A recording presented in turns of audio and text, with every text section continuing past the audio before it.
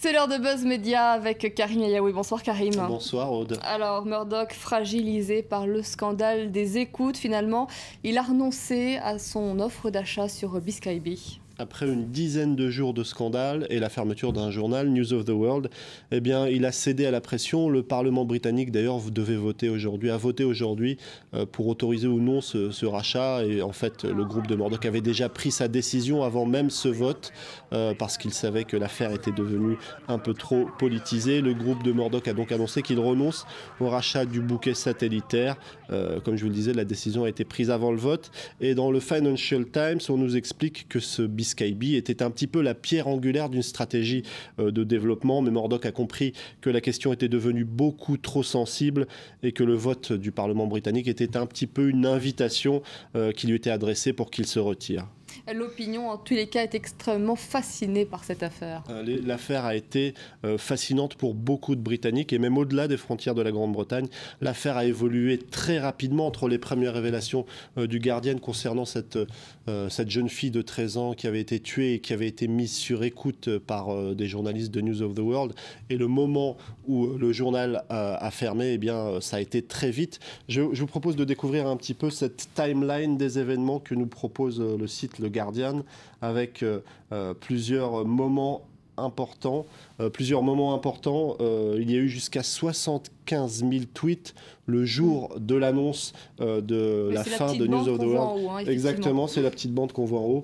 Donc ça a véritablement fasciné sur Internet aussi. Et on se souvient qu'il y avait eu énormément de pétitions, énormément de réactions pour que Murdoch recule sur la question de BSkyB. Il faut dire que ça fascine parce que l'empire Murdoch, qui est un empire, donc il tremble, il est en train de vaciller. Il est en train de vaciller. Alors au sein du groupe, on s'inquiète d'un éventuel effet de contagion, notamment du côté de The Sun, puisqu'en fait le Sun n'est pas forcément impliqué dans des affaires d'écoute, mais aujourd'hui on sait que The Sun a peut-être fait certaines choses illégales pour obtenir des informations, notamment en ce qui concerne Gordon Brown et plus précisément le fils de Gordon Brown qui est atteint de mucoviscidose. Et en fait The Sun s'est procuré des dossiers médicaux. On sait qu'ils ont aussi trifouillé un petit peu dans les comptes bancaires pour savoir si tout était en règle au niveau fiscal pour Gordon Brown. Donc évidemment, il y a pas mal d'inquiétudes du côté de ce titre. Alors Politico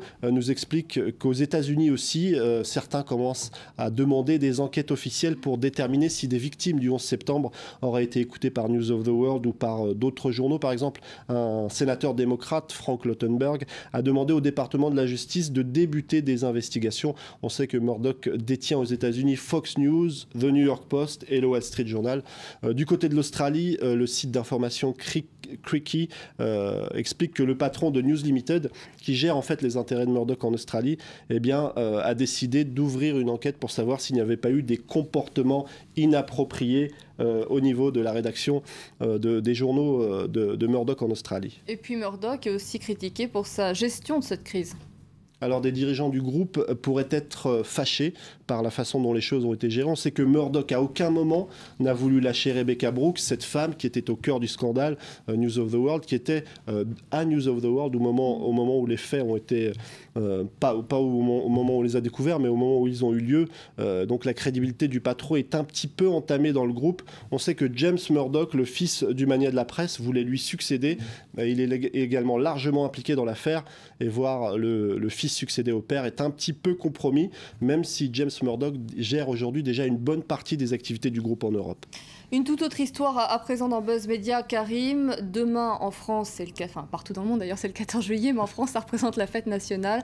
Une fête nationale qui est endeuillée ce soir après la mort de 5 soldats français en Afghanistan. C'est véritablement un drame et pour Nicolas Sarkozy, c'est un bien sombre symbole. Slate nous explique que cette année, le président avait placé le 14 juillet sous le signe de la prudence, sous le signe d'une nouvelle image plus sobre, plus contrôlée dans la perspective de 2012. Il était dans son rôle de chef des armées. Il venait de rentrer d'Afghanistan où il avait été voir des soldats pour leur expliquer qu'il rentrait bientôt. Et cette annonce brutale de 5 morts dans la tristement célèbre vallée de Kapisa, eh bien, ce n'est pas au meilleur moment que ça intervient pour le président de la République. On sait que beaucoup de médias parlent d'enlisement en Libye, on parle de surchauffe de l'armée. Aujourd'hui, le Canard enchaîné titrait sur un 14 juillet sur les champs enlisés.